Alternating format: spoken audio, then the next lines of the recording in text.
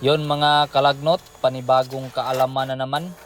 Kung ayaw mong ma-scam ay panuorin mo ang video na ito. Para maisalba natin ang inyong mga bulsa ay magtiyaga kayong manood sa video natin na ito.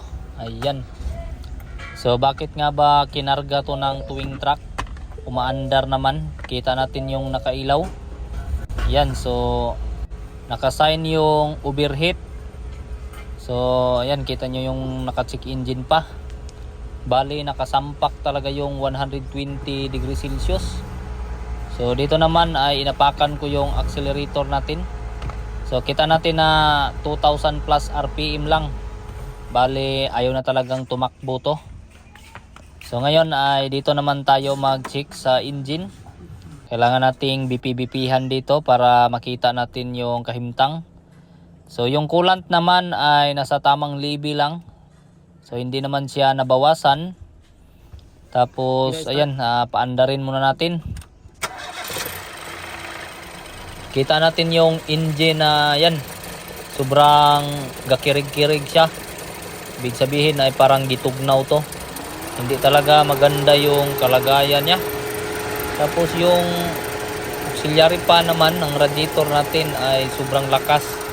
So normal talaga yan kasi nga nag-overheat siya. Kaya yun, dapat ay naka full RPM talaga yung auxiliary fan motor. So hindi pa to naka-on ang aircon kasi nga ay wala ding lamig yung aircon natin. So ngayon ay pinatay na natin at magsimula na tayo. So dahil sa overheat at palyado siya, so yan, anong ginawa ni Matsuki dito, parang nagpabadlong siya. Nag-check siya ng mga fuse. So ngayon lang kayo nakakita ng nag-overheat na nagkirig-kirig na yung engine, pero nag-check pa rin ng mga fuse. Siyempre baka sabihin nyo naman, nagkirig-kirig na nga yung engine at palyado na, pero bakit pa natin chinek-check yung mga electrical dito? Kasi kadalasan naman talaga kapag overheat at nagkurog-kurog na yung andar ng engine, ay matik na talaga yan na top overhaul yung hatol. Pero dahil sa Ford yung unit natin at medyo litis-litis na siya ng kunti kasi yun na nga, electronic to. Kaya manood na lang kayo. Ayan, meron tayong tinanggal dito. Meron siyang lock. So isang sensor lang naman to. Yung tingnan muna natin si Matsuki nagdinanghag. Init. Grabe, sobrang init. So kita natin napaso si Matsuki dahil tinanggal niya yung temperature sensor natin. Ayan, ito lang naman yung mukha niya. Parang wala lang naman tong silbi tong sensor na to. So dahil sa pataka yung tirada ni Matsuki, kaya yan, bumili siya ng parts. So nagbabalak siya na palitan yung sensor na yon.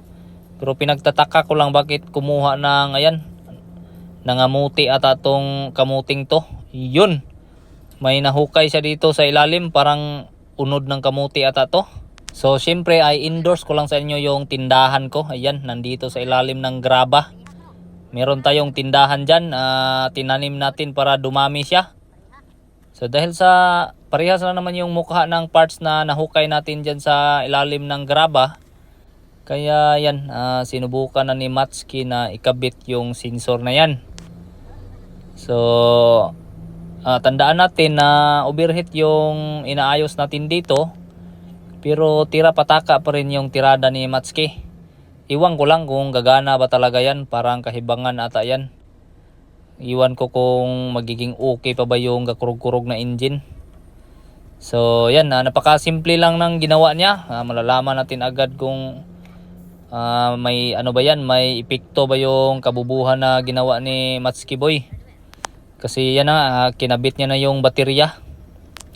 So syempre paalala lang natin bakit natin ginawa ang video na to. So marami na yung nag-top overhaul sa ganitong klaseng problema. So yan yung tandaan ninyo, top overhaul na. Pero dito ay gumawa tayo ng video-video. Tapos ginamitan na rin ng hurim-hurim. So yan, pinaandar na ni Matsuki. Tingnan natin yung reaction niya. Yun oh. Yun oh. Tingnan mo dito bay. Yun. Good job. Kita natin na wagtang yung nakailaw dito na kulay pula. Itong sign ng... Ito yung isa sa sign ng ATM. So ngayon, tingnan natin yung low power. Ayan, apaki diha Matski. Yon, so kita nyo yung RPM na 2,000 plus lang, naging 6,000 plus na. So parang medyo imposible yung nangyari ano. Yung kurog-kurog naman, tingnan natin kung naging okay ba. So kita nyo yung cover natin dyan sa ibabaw na hindi man lang natin tinanggal yan. Hindi natin ginalaw pero yung kurog-kurog ay ayan. Medyo solve na solve yung problema. Siyempre pagkatapos ma-okay yung engine ay inayo-ayo na rin natin yung aircon. Yun. So okay na yung aircon niya, gumagana na, hindi lang natin binidyuhan kasi mataas na yung video, marami na namang magrereklamo sa atin. So malamig na to. So siyempre para magkaalaman kung overheat ba talaga ay tinis drive na rin natin ng malayong malayo. So dahan-dahan lang. Kwarta na po!